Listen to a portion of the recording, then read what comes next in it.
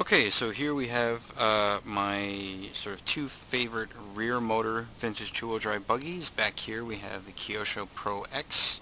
I haven't run this at Vonats yet. I think I built this since the last time I went to Vonats, so I haven't just had a chance to run it at a race, but I have done a fair amount of testing at home with this thing. And over here we have my RC10 with the RPM Worlds conversion, if you will, which has the narrow rear chassis with the wide RPM rear arms, as well as the long front nose with the RPM wide front arms and the RPM tower. And with this particular setup, despite the fact that this is a rear motor car and a kind of heavy aluminum type chassis, this thing actually corners really nicely. And I ran this at Vonats a few times. I think in 2015 and 2016. So that was, wow, that was like 5-6 years ago. And it was actually like a podium-worthy car.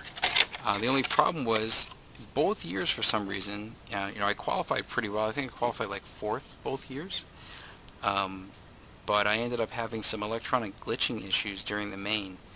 Maybe it was an issue with the receiver or something, so I think I replaced the receiver since then. But that sort of limited my ability to perform better. But this is a seriously good car, and since then I also improved the rear suspension geometry so I can get a bit more droop and actually land jumps without slamming into the ground with this thing.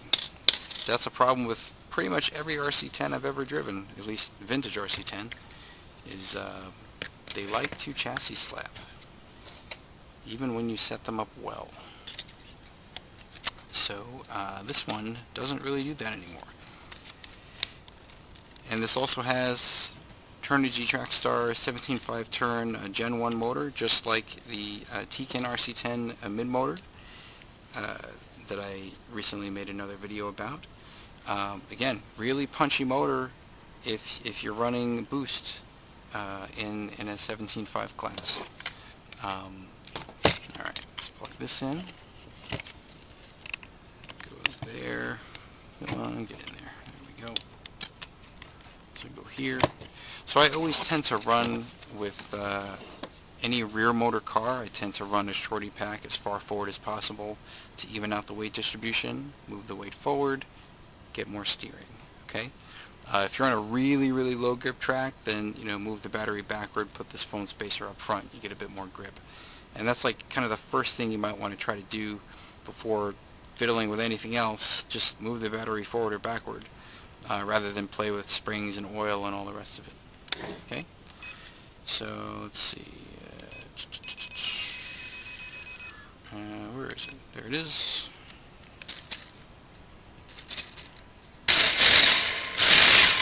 Alright.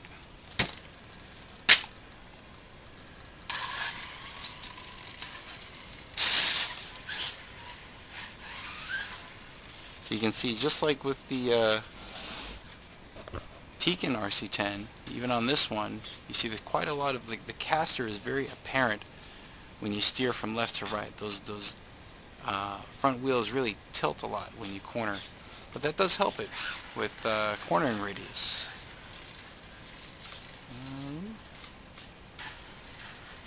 Pretty sharp cornering. And because it's rear motor and because it's an aluminum tub chassis, plenty of rear grip. There's no shortage of rear grip on this thing.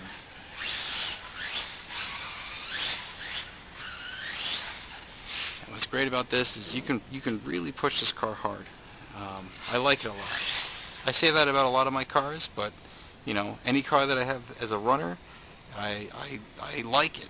Otherwise, it wouldn't be a runner. But yeah, this is a really, if you're going to build an RC10, like a Worlds car, for example, the standard Worlds car is okay. But if you can do this kind of geometry, even if you can't get the original RPM parts, you can get the Dynatech Klein arms for the front and rear, and get the RPM. You can get a reproduction RPM tower from like A&L Racing, for example. get an RC10T front nose. This thing is a real treat.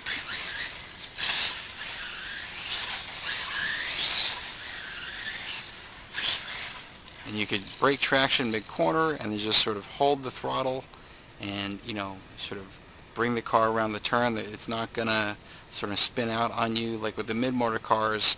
You know, if I had to fault my Kyosho Rampage Pro-E for anything, it would be you can't quite like slide it around corners. You have to be sort of razor sharp with how you corner with the car. It's a mid-motor car. With the rear motor cars, you can kind of drift them a little bit. And that allows you to push the car in certain ways through the corner that you can't really do with a mid-motor car.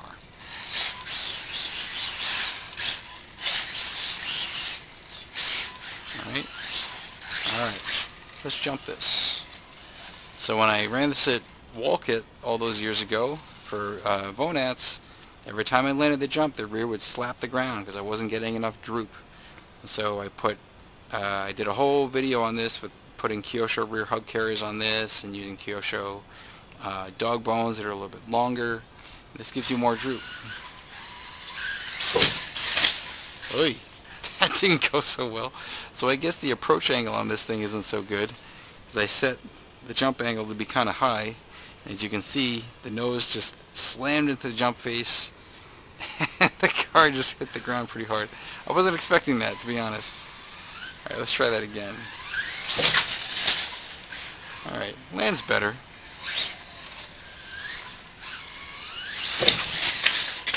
Wow, was not expecting that. Okay, so let's make the jump a little shallower. See that right there? That might have been from the RC10. So probably not something I would want to go racing with. Interesting. I wonder if it's also the bumper, because I used to run an RPM front bumper for this, and I just got this 3D printed bumper here that I put on. I figured I would try it out. I think what's happening here is actually this bumper is probably catching the jump face. So it's actually good that I tested this. The RPM bumper has a sort of a smoother profile, so it can sort of slide against the jump face if the nose sort of touches the jump face, because maybe, you know, if the approach angle isn't high enough. But this one, it's a more abrupt angle because it kind of follows the contour of the front nose for the 10T nose plate. So that's actually pretty interesting, because I've tested this before with the RPM bumper on it and I didn't have this problem with jumping. So if you get this kind of a bumper for these cars, make sure the track doesn't have really steep jumps. This is very uncharacteristic of this car, I assure you.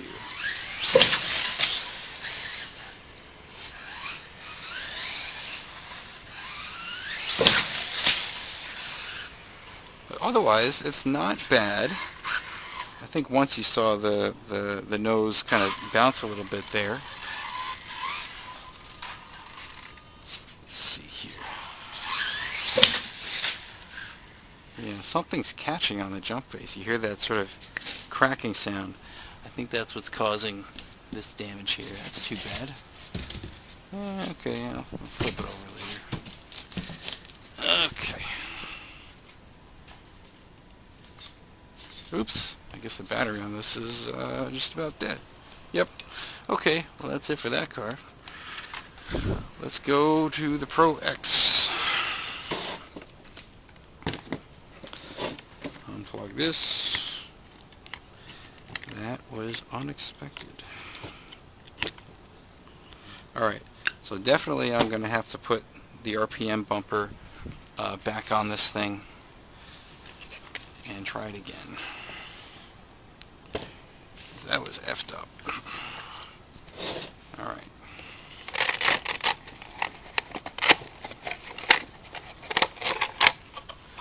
Love, love, love my Kyosho stuff.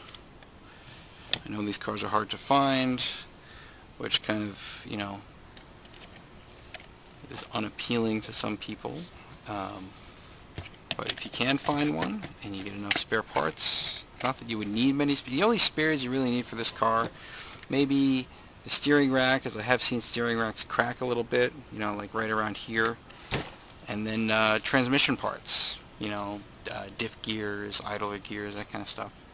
Otherwise, there's really not much on this thing that's going to break. These plastics are really like bulky and tough. You know, maybe a front bulkhead, maybe some front arms, but really like, look at how thick and chunky these arms are, and compare that to a Losi XX. Okay, Losi XX is a very similar theme here. Molded composite chassis with, you know, narrow front nose, wide arms, likewise for the rear. Like, the geometry here is very similar to a Losi XX. But it's just so much stronger. You can beat the shit out of this thing and it's not going to break. Can't say the same about the Losi. So, it's like the Associateds, you can beat them up and they're not really going to break, but they're just not that good. And then the Losis are really good dynamically, but, oops, I need a plug for this. But they're kind of fragile. And the Kyoshos are like right in the middle. They have a dynamic performance, and they're strong. Why wouldn't you run this? Okay. So, Pro-X. Here we go.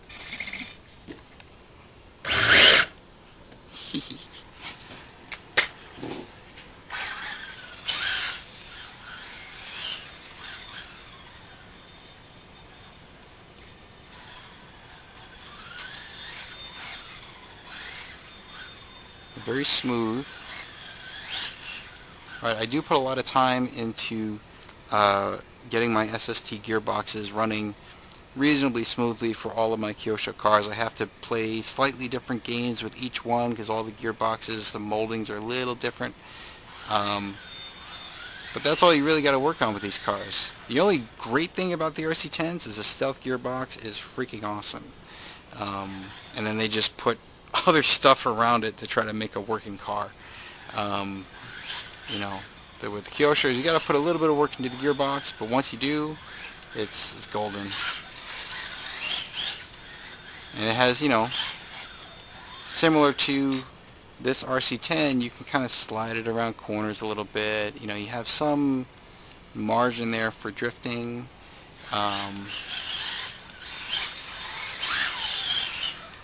it's not going to sort of get away from you as you're doing that with the car, because it stays planted. It's a rear motor car. It has plenty of traction in the back.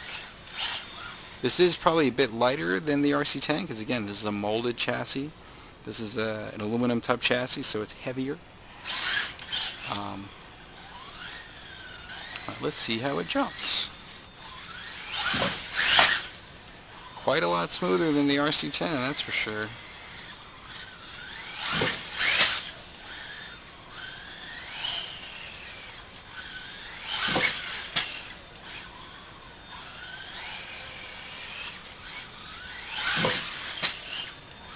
Alright, let's make this a little steeper.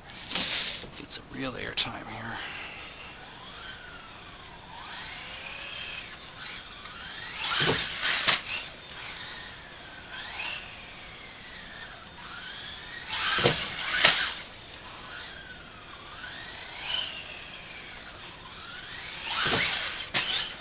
Yeah, so not quite as level as the mid-motor or the Rampage Pro E, but still pretty good. It lands okay. Even, like, you notice a couple of times it kind of landed a little tilted like this, but it doesn't get too unsettled as it lands. It's still, you know, smooth, very manageable. Especially if you can land it straight, it lands nice and smooth. Has just the right amount of pack. It doesn't slap the ground or anything. It's just, oops, that was stupid. Let's try again. Well, you see the nose lifts a bit.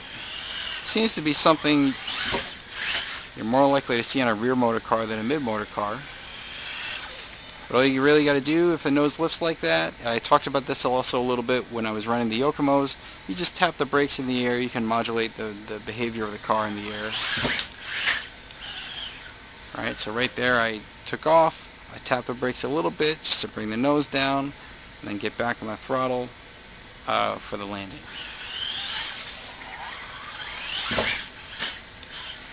Alright. So, yeah, really nice buggy. So the reason why I would say this is kind of my second favorite buggy behind the Rampage Pro E is not so much a dynamic thing. Like, dynamically, this is probably just as fast around a track, and if anything, it might feel a bit more stable on a dirt track because it's a rear motor car, but it is not as tunable. If you look closely at the Rampage Pro, the way the camber links are mounted, the way the inner hinge pin mounts are mounted, you can play certain games with that car that you can't really do on this. This isn't quite as tunable, but it's still plenty tunable. There's, you know, about the same amount of adjustability you'd expect from from any other vintage two-wheel drive buggy. Yeah, so probably easier to drive around a track than the mid-motor variant of this, but not quite as tunable. In any case, yeah, I definitely have to put the RPM bumper back on this guy. That was quite a surprise, seeing the way it jumped like that with this bumper. So this is a 3D printed bumper. I got it from Shapeways. Pretty cool looking for a shelf queen, but apparently not something you ever should go racing with. You're going to do damage to the jump faces. You'll probably end up cracking the bumper as well, because it's just a 3D printed material there if you keep banging the jump faces like that. And it's really going to upset the behavior of the car in the air. So definitely don't run that bumper if you're actually racing. Okay. Alright, so that's it for now. Thanks for watching.